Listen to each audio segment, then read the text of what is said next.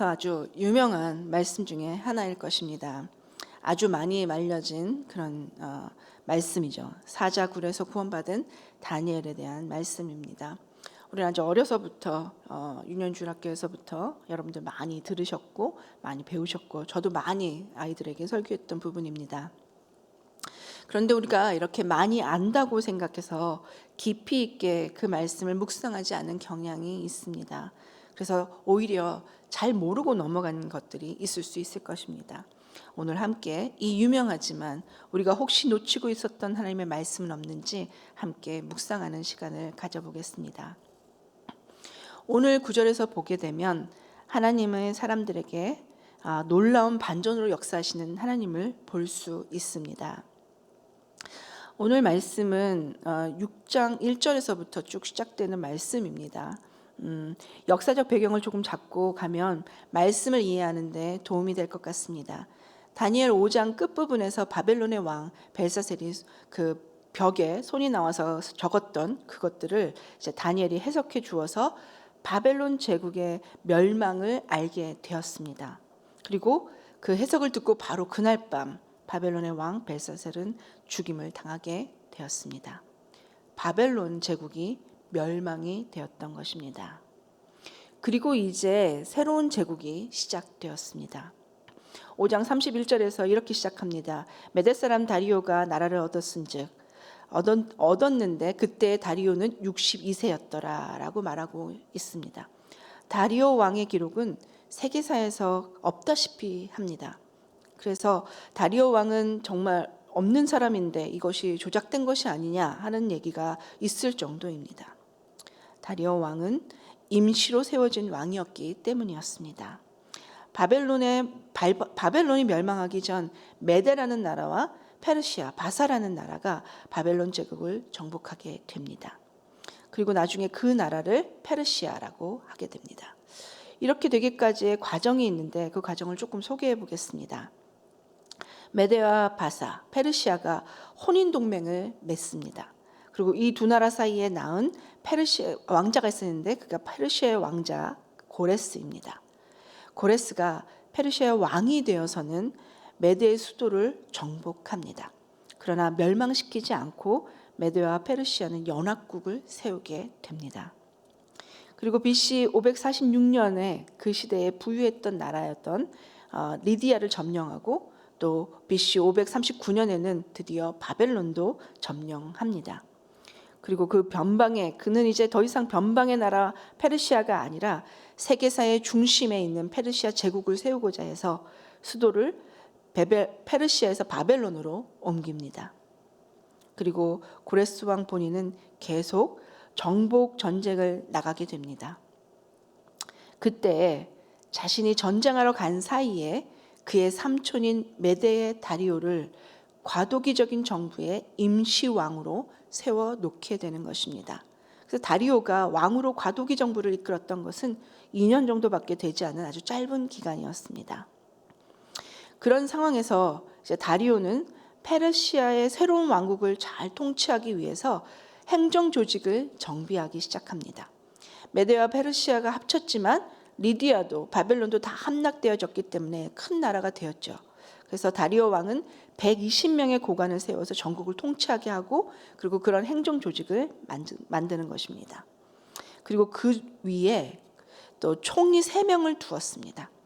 그 3명 중에 총리 1명이 바로 오늘 우리가 알고 있는 다니엘입니다.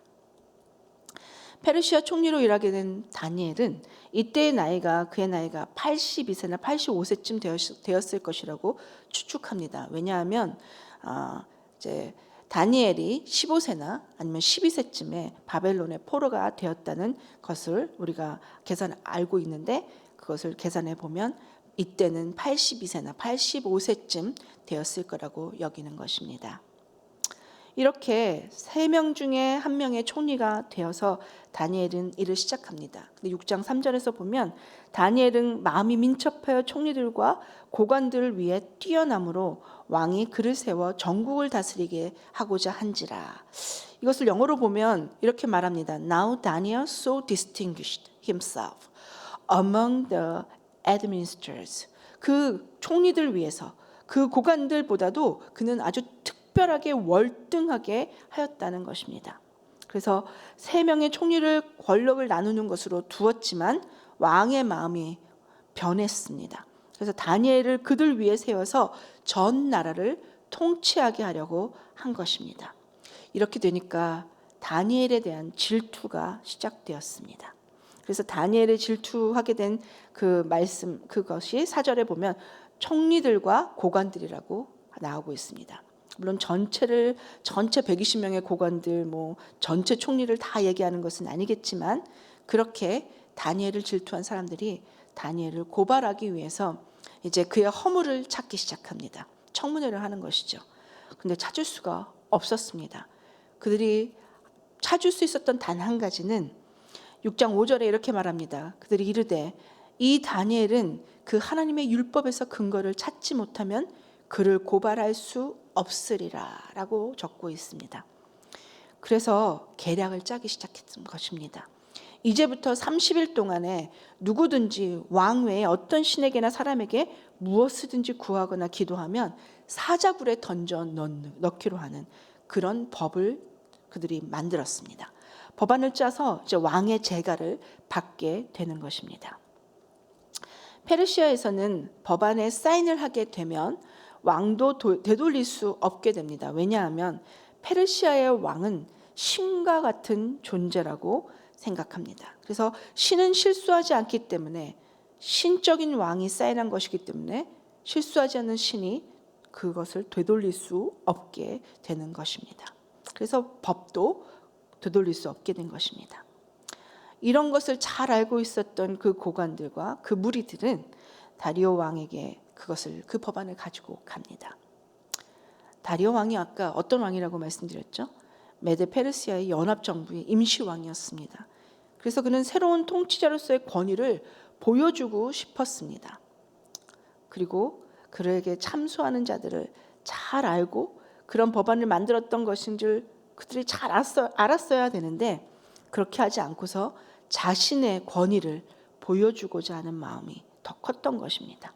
그래서 내가 그런 왕인데 이런 신하들이 나를 이렇게 알아주다니 하는 그 마음이 너무 좋았을 것 같습니다.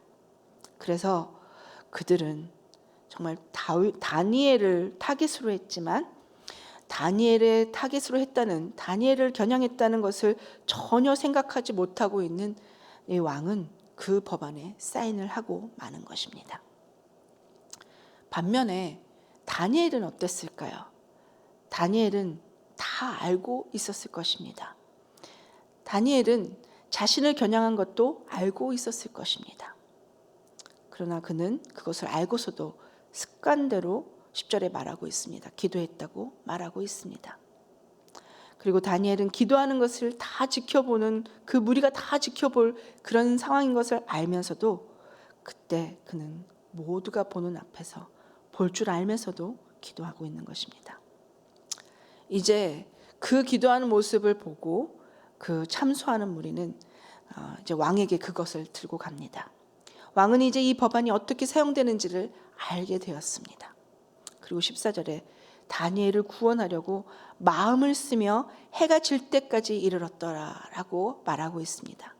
원문에 보면 다른 일 하지 않고 오직 다니엘을 구하려고 하는 마음 가득했고 해가 질 때까지 그 길만 찾았다는 거라고 말하고 있습니다.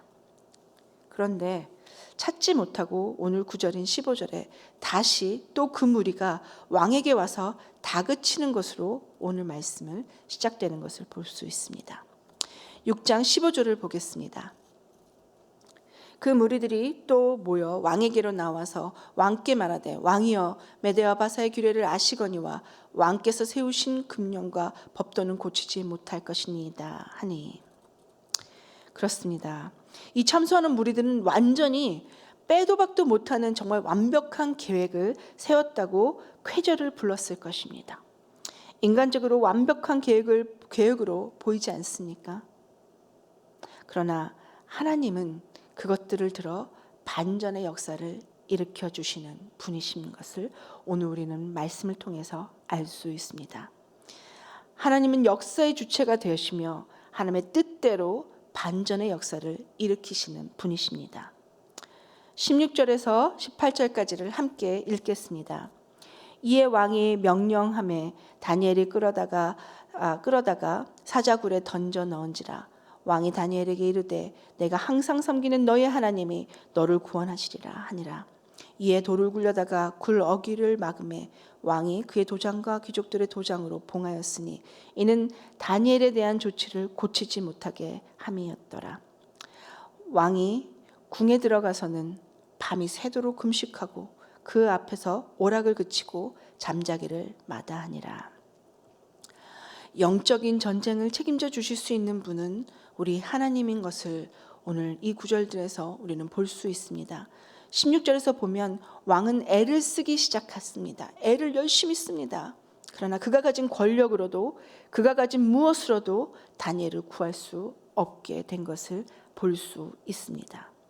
그래서 17절에 보면 오히려 다니엘을 참수하는 대적자들과 같이 혹시라도 풀어줄 수 있는 그것을 예방하기 위해서 그 돌을 닫고 도장으로 봉하였습니다 라고 말하고 있습니다. 이것은 왕이 수를 써서 다니엘이 그것을 몰래 빼내서 도망치게 할까봐 그렇게 하지도 못하도록 하기 위해서 귀족들이 씨를 치는 것을 말합니다. 편지에 이렇게 밀봉하는 것, 그것을 말하고 있는 거죠. 그렇게 말하는 듯한 것을 말하고 있는 것입니다. 다리오 왕도 함께 귀족들과 함께 그 씨를 칠 수밖에 없었다는 것을 오늘 우리는 볼 수 있습니다. 이제 현실적으로는 다니엘은 완벽하게 어디도 빠져나갈 수 없는 그런 사자의 먹이가 될 수밖에 없는 그런 형편이 된 것입니다. 꼼짝없이 죽게 된 다니엘이었습니다. 다니엘도 이렇게 될 것을 알고 있었습니다. 총리의 위치에 있는 그가 자신을 겨냥해서 그 법을 제안했고 그것이 그 사인을 받아 제가가 되었다는 것을 알았습니다. 다니엘은 하나님의 지혜가 있었던 사람입니다. 그런 그가 지혜가 없어서 30일 동안만 참고 아니면 보이지 않게 기도하면 될 것을 그렇게 어리석은 일을 해서 죽을 위기를 만나게 된 것일까요? 다니엘에게 위기가 찾아왔습니다. 그러나 다니엘은 그의 신앙을 지키기 위해서 사자굴에 떨어질 위험을 감수한 것입니다. 앞의 장 3장 17절에서 18절에 보면 다니엘의 세 친구처럼 그 신앙을 지키기 위해서 사드락과 메삭과 아벳느고가 했던 것처럼 말입니다. 위기임은 알지만 신앙을 지키기 위해서 도전해서 맞서야 할 때가 있습니다. 우리 삶에서도 있습니다. 다니엘을 대적했던 무리들은 다니엘을 대적했다고 생각했습니다. 그러나 다니엘에게 흠을 찾을 수 없었고 그의 하나님의 율법으로만 할 수 있다는 것을 알게 된 그들은 그렇게 해서 시작된 이 계략은 바로 하나님을 대적하는 영적 전쟁이 되었던 것입니다. 하나님은 영적 전쟁에서 승리만을 주실 수 있는 분이십니다. 우리가 16절에서 보면 아무 길을 찾지 못하고 다리오 왕은 아무 길을 찾지 못하였다고 다리오 왕이 고백하고 있는 것을 봅니다. 내가 항상 섬기는 너의 하나님이 너를 구원하실 것이라고 그냥 말합니다. 이제 다니엘이 죽게 하기 위해서 사자굴에 다리오 왕 자신이 그를 넣을 수밖에 없는 상황이 되었습니다. 그리고 그 상황에서 다니엘은 그냥 그렇게 너의 하나님이 너를 구원하실 거라고 그렇게 다니엘을 위로할 뿐이었습니다. 그가 할 수 있었던 것은 오직 위로밖에는 없었던 것입니다. 안타까워했고 다니엘을 아꼈지만 이 상황에서 왕인 자신도 다니엘을 구원해 줄 수 없으니 할 수 있는 분은 오직 항상 내가 섬기는 너의 하나님밖에 없다는 것을 다리오 왕이 분명하게 집어주고 있는 것입니다. 찬양 중에 단 모린이라는 분이 나의 가는 길이라는 곡을 작곡한 곡이 있습니다. 영어로 이렇게 말합니다. God will make a way where there seems to be no way. He walks in way we cannot see. He will make a way for me. 이렇게 말씀하고 있습니다. 이렇게 찬양합니다. 이 가사를 잘 보면 God will make a way. 하나님께서 길을 만드신다고 찬양합니다. Where there seems to be no way. 길이 전혀 보이지 않더라도, 그런다 할지라도 He works in ways we cannot see. 우리가 전혀 알 수 없는 방법으로 그분이 일하고 계신다는 것입니다. 그래서 그분은 그 길을 만들고 계신다는 것입니다. 그렇습니다. 영적인 전쟁에서 우리는 매번 지는 것 같아 보입니다. 우리가 할 수 있는 일이 없습니다. 인간 누구를 의지할 수도 없습니다. 왕까지도 안 됩니다. 길이 안 보입니다.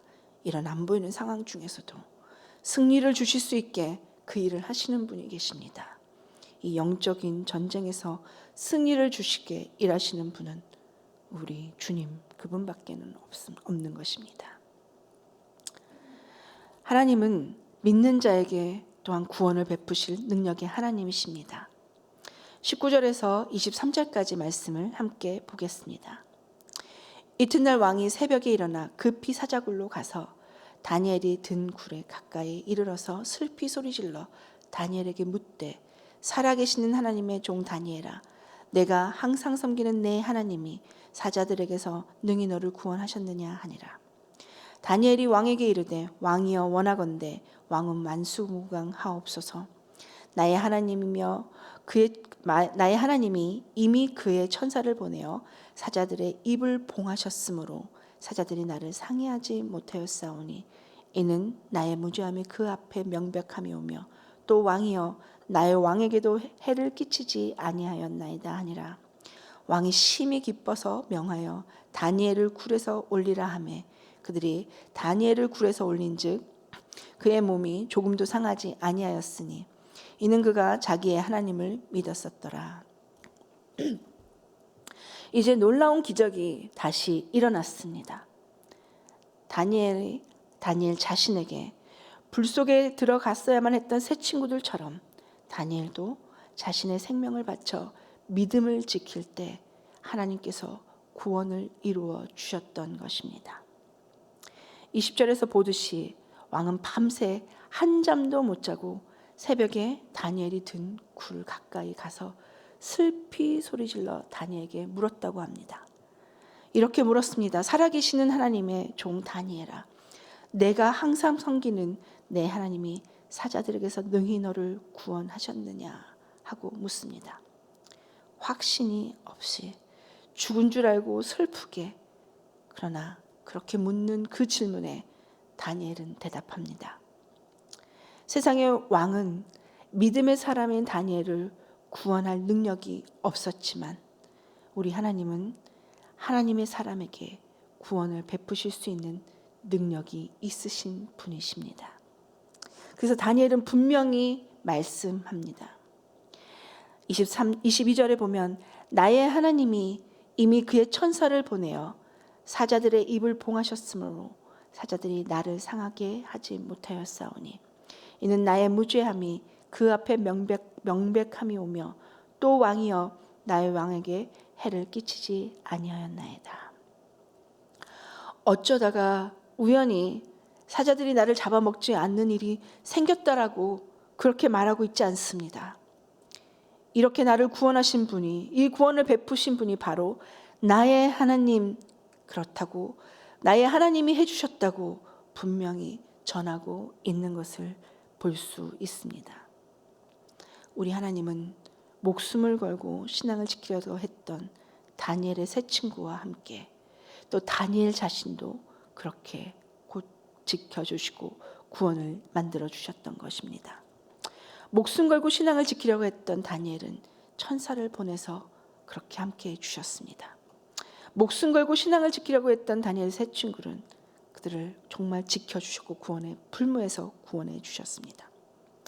어떤 상황이 되든지 간에 하나님께서 그 현장에 함께 해주시며 하나님의 사람을 지켜주시는, 하나님이 구원을 베풀어 주시는 분이심을 우리는 볼 수 있습니다. 우리의 생활도 마찬가지일 것입니다. 우리 어떤 상황 중에 있더라도 우리 또한 하나님의 말씀 가운데 선다면, 하나님의 말씀을 생명보다 지키길 소원하면서 한다면 우리 그리스도께서, 우리 하나님께서 우리와 함께 하시고 우리를 지켜주시는 분이십니다. 구원을 베풀어 주시는 분이십니다. 그리스도인들에게는 고난과 위기는 우리에게 이런 놀라운 하나님의 능력을 경험할 수 있는 기회가 됩니다. 그래서 시편 23편 4절에 사망의 음침한 골짜기로 다닐지라도 해를 두려워하지 않은 것은 주의 지팡이와 막대기가 나를 안위하시나이다 라고 말씀하고 있습니다. 다윗의 고백처럼 하나님이 지켜주시기 때문에 사망 골짜기로 갈지라도 두렵지 않다는 것입니다. 23절에서 6장 23절에서 보면 다니엘을 굴에서 올린즉 그의 몸이 조금도 상하지 아니하였다라고 말하고 있습니다. 그가 자기의 하나님의 믿음이 있었다라고, 그것 때문에, 하나님의 믿음 때문에 이렇게 되었다라고 23절에 분명히 명시되어 있습니다. 그가 하나님을 믿는 믿음 때문에 사자굴에서 나왔는데 몸이 하나도 상하지 않았다는 것을 말하고 있는 것입니다. 다니엘과 그의 친구들은 15살, 12살 어린 나이 때부터 하나님의 말씀을 따라 살려고 하면서 위기를 만날 때마다 하나님께 기도하면서, 아니 매일 3번씩 습관적으로 기도하면서 이방의 포로가 되어 왔어도 하나님을 경험하며 그들의 믿음을 그리스도 안에서, 하나님 안에서 키워왔던 것입니다.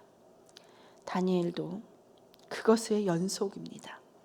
조서에 사인이 된 것을 알고서도, 그것이 자기를 경험한 것인 것을 알고서도 다니엘은 대적하는 무리들 그들을 보고 있음을 알고, 그들이 자신을 보고 있음을 알면서도 하나님께 감사의 기도를 올리는 것을 멈추지 않았던 것입니다. 사자굴에 던져질지언정 믿음을 지켰던 것이 그의 힘으로가 아니라 그가 지금까지 했던 그 믿음의 기도 덕분이었습니다. 습관적인 기도라 할지라도 습관에 가졌던 그 기도 덕분이었던 것입니다. 기도를 통해 하나님이 그의 삶에 간섭하시는 것을 깊이 경험하면 그것이 그의 모든 상황 중에서 그는 믿음을 세우고 믿음을 지키고 믿음으로 구원받는 경험을 하게 되는 그런 놀라운 일이 만들어진 것입니다. 우리 예수님께서도 기도를 통해 십자가를 지신 것을 우리는 볼 수 있습니다. 겟세마네 동산에서 그는 기도하셨습니다. 그리고 십자가를 지실 힘을 가질 수 있었던 것입니다. 사자굴에 던져질 위험에 처한다 할지라도, 그런다 할지라도 기도를 통해서 믿음을 엑서사이즈 할 수 있는 것입니다. 오늘 우리도 하나님께서 우리에게 보여주셨던 이 믿음의 모습처럼 기도를 통해서 우리의 믿음을 정말 하나님의 시련의 모든 시련 속에서 이 믿음이 더욱더 성장되어지는 놀라운 큰 경험을 경험하게 되는 그런 놀라운 날이 되기를 바랍니다. 요즘 많은 어려움들이 있습니다. 코비드로 인해서 정말 위기를 만나셨다면 그 시련보다 더 강한 놀라운 은혜를 베푸실 수 있는 하나님 앞에 기도로 아뢰십시오. 그러면 하나님께서 사자굴에서 건져준 것처럼 그렇게 건지실 것입니다. 그리고 그 믿음을 우리는 온전히 더욱더 크게 경험하게 될 것입니다. 24절에 왕이 말합니다. 다니엘을 참소한 사람들을 끌어오게 하고 그들의 처자들과 함께 사자굴에 던져 넣게 하였더니 그들이 굴바닥에 닿기도 전에 사자들이 곧 그들을 움켜서 그 뼈까지도 부서뜨려졌더라 라고 말씀하고 있습니다. 믿음의 사람들에게 24절에서 보듯이 반전을 주시는 하나님을 볼 수 있습니다. 완벽하다고 생각했던 계략이었습니다. 인간적으로 볼 때 왕까지도 옴짝달싹 못하게 하는 그런 계략이었습니다. 그런데 하나님의 간섭하심으로 완전히 반전이 이루어졌던 것입니다. 팀 켈러는 그의 책 하나님을 말하다에서 이렇게 말하고 있습니다. 기적이 일어날 수 없다는 말 뒤에 숨은 또 다른 전제는 기적을 행하는 하나님이 존재하지 않는다는 것이다. 창조주 하나님이 살아계시다면 기적의 가능성을 따지는 논지 자체가 비논리적이다. 아무것도 없는 데서도 모든 것을 지었다면 원할 때마다 그 뜻대로 창조 세계의 일부를 조금씩 바꾸는 것이 무슨 문제가 되겠는가? 그렇습니다. 하나님께서 하나님의 뜻에 맞게 하나님의 기사와 이적을 반전으로 보여주신 것입니다. 그래서 그를 건지신 뿐 아니라 대적하는 무리들을 그리고 그의 가족들까지도 모두 자신의 계략에 걸려서 그래서 반전을 일으켜 주시는 것을 우리는 볼 수 있습니다. 이것은 이때만 이루어졌던 일이 아니었습니다. 역사에서 이때만에 이루어졌던 것이 아니라 성경에서 볼 때 에스더 때도 있었던 일입니다. 하만이 자신이 이스라엘 민족 모두를 죽이려고 할 때 그 형틀에 그 자신이 하나님께서 반전을 일으켜 주셔서 그 자신이 죽게 되었던 것을 우리는 볼 수 있습니다. 우리 하나님은 믿음의 사람들에게 반전을 준비할 능력이 있으신 분이십니다. 끝으로 25절에서 28절까지 함께 읽겠습니다. 이에 다리오 왕이 온 땅에 있는 모든 백성과 나라들과 언어가 다른 모든 사람들에게 조서를 내려 이르되 원하건대 너에게 큰 평강이 있을지어다. 내가 이제 조서를 내리노니 노라 내 나라 관할 아래에 있는 사람들은 다 다니엘의 하나님 앞에서 떨며 두려워할지니 그는 살아계시는 하나님이시요 영원히 변하시 않으시이시며 그의 나라는 멸망하지 아니할 것이요 그의 권세는 무궁할 것이며 그는 구원도 하시며 건지기도 하시며 하늘에서든지 땅에서든지 이적과 기사를 행하시는 이로써 다니엘을 구원하여 사자의 입에서 벗어나게 하셨음이라 하였더라.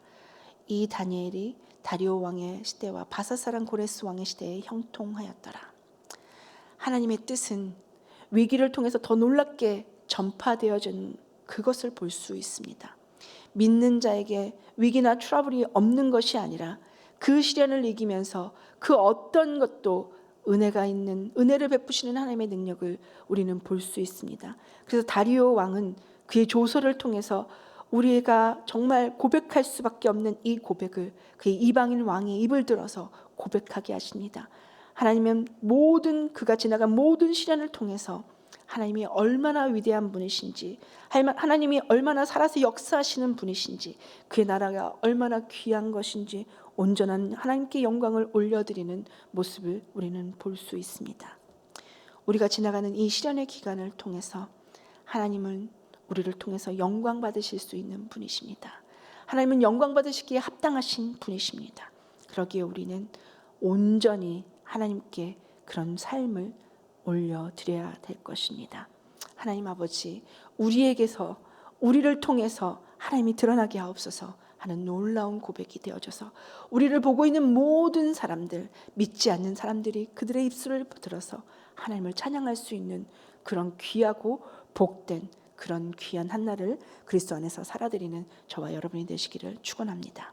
같이 기도하겠습니다.